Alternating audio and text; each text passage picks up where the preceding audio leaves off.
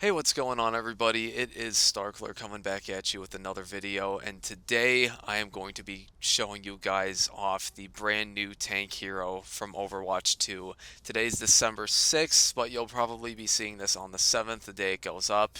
And today, Season 2 has started, which also means that Ramattra has come out with many more cosmetic items. And I gotta say, I am really intrigued by this character.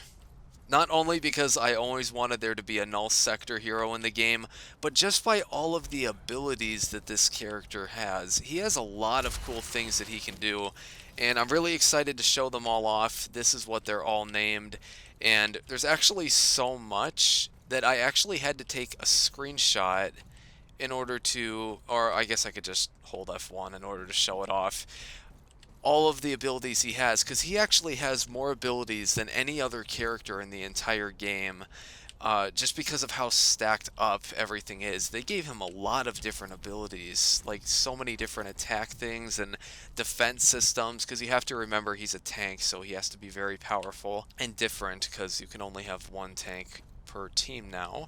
But anyways, I did a little bit of testing earlier, so consider this to be a little showcase and a little review of everything that he does. So for his first ability, he has his primary fire, which is called the Void Accelerator, which allows him to shoot out projectiles. Pretty straightforward.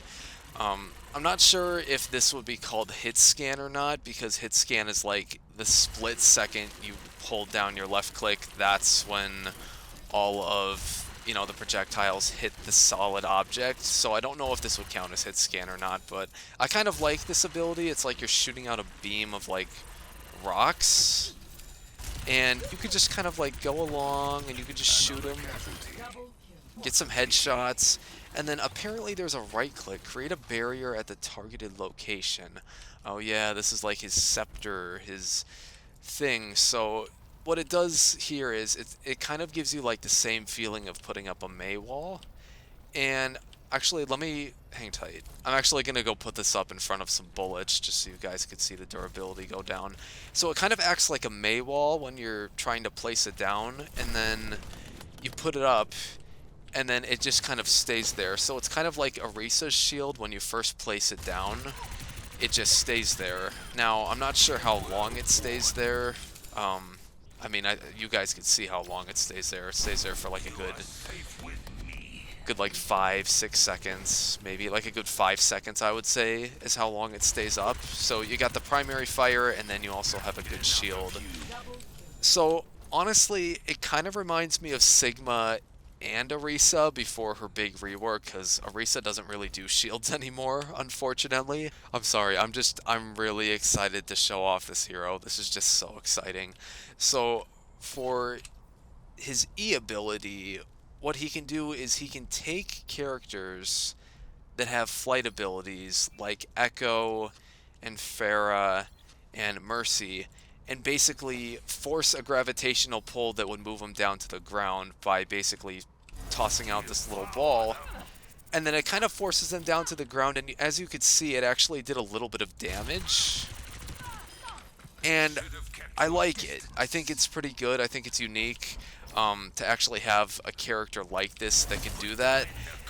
Sadly, I can't really show it off in the practice range because there's like nothing that's like flying around at all, even though these things are like flying, but they're basically touching the ground. So you kind of just have to take my word for that it will force the enemies to go down. So yeah, it kind of, some people complain that it kind of devalues the characters that can fly in the game, but I honestly think it's a good idea, because when you don't have a hit scan or anything, it can be hard to take down enemies that can fly. So I actually think it's kind of a good thing that they have this, just switches up the game a little bit more. So now we're going to move on to his shift ability, which allows him to morph into his nemesis form, and he's going to transform into a much bigger Omnic, and he's going to have even more abilities. So we press shift. Yeah, and he kind of has this little awkward running animation, and then he can kind of do these little energy bursts, kind of like Zenyatta can. I know it lasts for a pretty short time, but I'll show it off again here. He's kind of like Zenyatta because he was a monk at one point, so he just shoots these projectiles outwards, and then you could launch the flight barrier thing again, and then also there's another ability I can show off as well if I get the chance to here, because I need bullets in order to show it off. And it's very similar to Doomfist's ability. It simply allows you to hold down the right-click ability in order to hold out your arms so that way you can absorb damage. Being able to just block damage in two ways actually feels good. So it's kind of like Orissa's halt and Doomfist's ability to just hold his fist out in front of his face in order to avoid taking heavy damage. And I kind of like it. I think it's good. I'm not really sure if it was exactly necessary because he has a barrier as it is, but I like it, and you know, it just adds on to all the abilities he has. Okay, so now it's time for his ultimate ability, the one and only Q press. So his ultimate is called Annihilation, which says enter Nemesis form and create an energy swarm surrounding yourself. This swarm will lash out towards nearby enemies, dealing damage and pausing the duration when damage is dealt. So basically, in my eyes, what this is a reverse transcendence from Zenyatta. So I'm just going to press Q.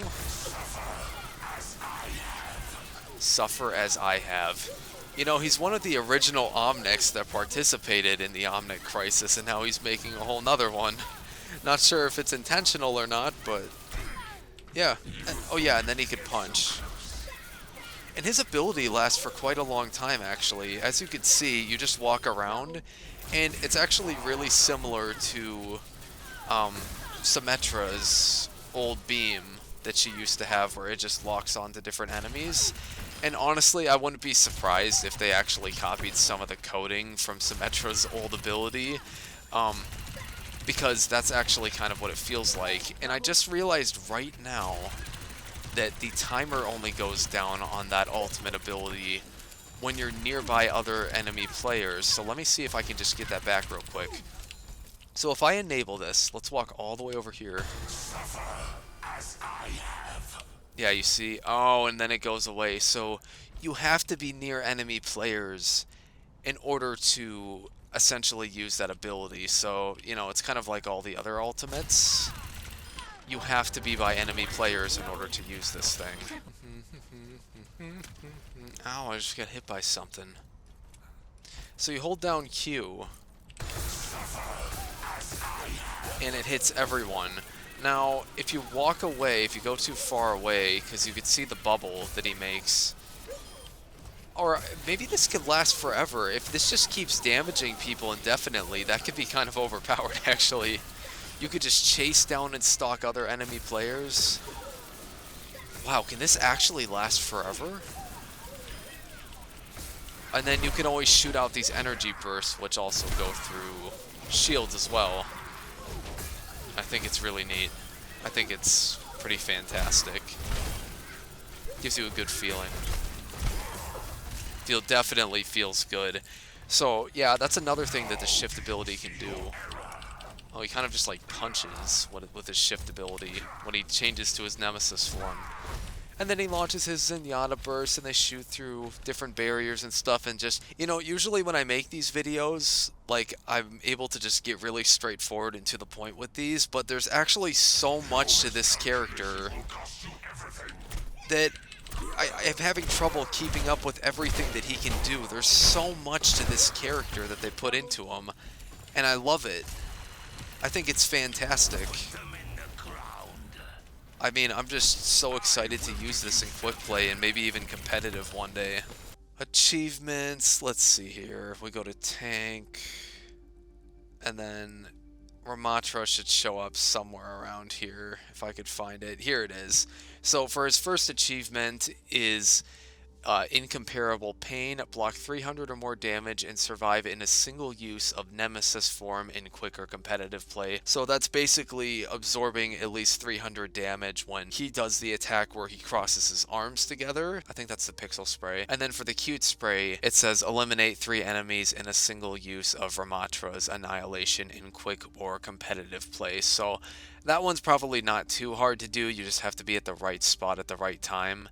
And yeah, that's pretty much it for this video. That's all I really have to say. I know this probably wasn't structured the best, but there's just a lot that needed to be talked about, and I was literally discovering things as I was playing him that I didn't know about. So, play the hero, get on quick play. He's not ready for competitive yet because he's locked in because they want new players to understand how he works, just like me. I mean, even right now, I'm understanding things. So tell me what you guys think about it in the comments below, anyone that does watch this. And I will see you guys in the next video. Have a good day, guys. Play Ramattra. He's pretty sick. Also, before I go, I just wanted to mention that there are currently some Twitch drops for Ramattra that are going on right now by simply watching Overwatch players play the game on twitch.tv. And you can get a really cool spray of Ramattra kind of standing menacingly with a big dark shadow in his monk form. And then there's also a really cool legendary skin you can get, which shows him in his monk form as well. And I think that's really cool because it actually has to do with the lore of the game. So yeah, just drop right into Twitch, watch some streamers, get connected, and get that skin, because I think it looks pretty cool, and so does the spray.